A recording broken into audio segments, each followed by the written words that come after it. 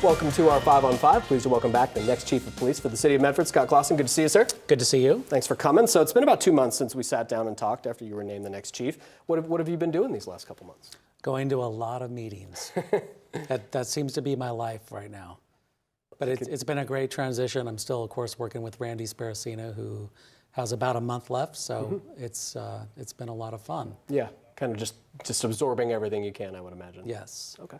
We're here today to focus on the Livability Team, as I believe the city's calling it. City councilors approved this move last month. Are you adding staff for this? Yes, we were allowed to hire 3 new police officers and 1 full-time code enforcement officer and 1 full-time record specialist. And so we're preparing to hire those folks right now. We're so passionate about this team that we're actually going to take some folks out off of in kind of an alternative patrol fashion and bring them in and start working on it. But yeah, as you know, hiring police officers does take a while. So yeah, it'll be a couple month long process, but certainly a lot of training to go with that, of course. So the Livability Team, are they kind of focused on this downtown core? I understand they're also possibly the Greenway. I mean, what area will they be working? Yeah, the focus of the Livability Team is to really bring a feeling of safety to the Greenway. And so we have a couple models in place that we're going to employ. And for example, we've been doing the Greenway operations once a month, and we're going to take that and just expand that.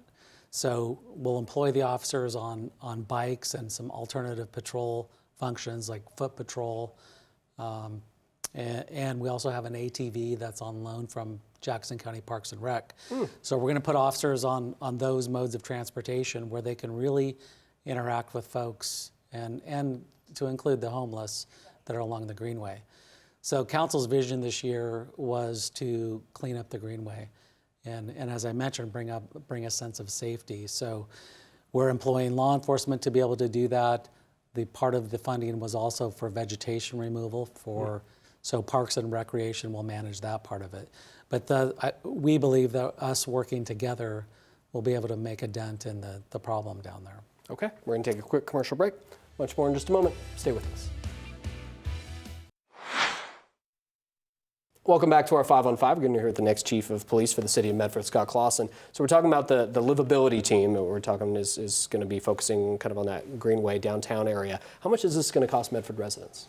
Well, the 2-year biennium is $1.2 million. So, and divide that in half, and it's about $600,000. So that pays for the cost of 3 police officers and the other 2 full-time employees.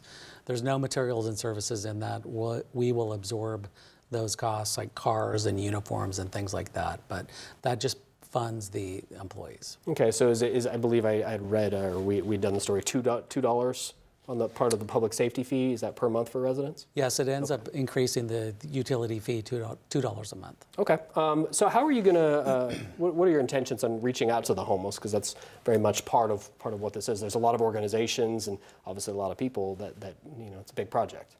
Right. We have a kind of a 2-pronged approach. One, we do enforcement really well. We just don't do it enough down in that area. So that's what the focus of this team will be.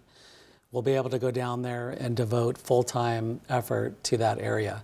So we're looking for criminal behavior, drug abuse, drinking along the Greenway, things that really are impede citizens from wanting to come down there. And in a sense, they kind of promote criminal behavior. What we find is that the homeless along the Greenway are so embedded in there, they kind of have their own communities. And they end up targeting each other, they steal from each other, they assault each other, and so we want to kind of break up that process. We also find and many times they bring in tons and tons of garbage into that area. So that was a whole nother aspect that we want to be down there so often that we don't really allow them to get a foothold and bring that enormous amount of trash into that area. So the second prong is to connect the homeless to resources.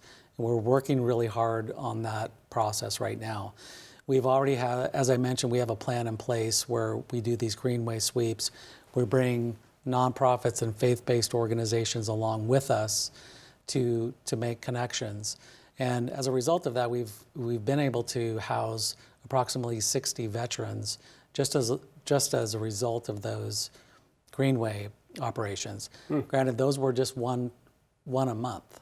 So what we hope is to be able to expand that program, bring these resources along with us, work very closely with those folks, and connect the homeless. So through those two processes. And we're really looking for some outside the box thinking on this.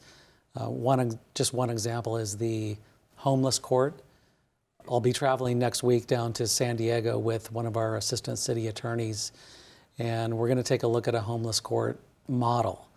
And for you and I, when we think about going to court or going and seeing a judge, we hopefully want to be clean shaven and showered and prepared to stand before the judge. And oftentimes the homeless don't have that opportunity. So we want to break down some of those barriers and to bring them into a court or a place where they're comfortable coming in and seeing the judge.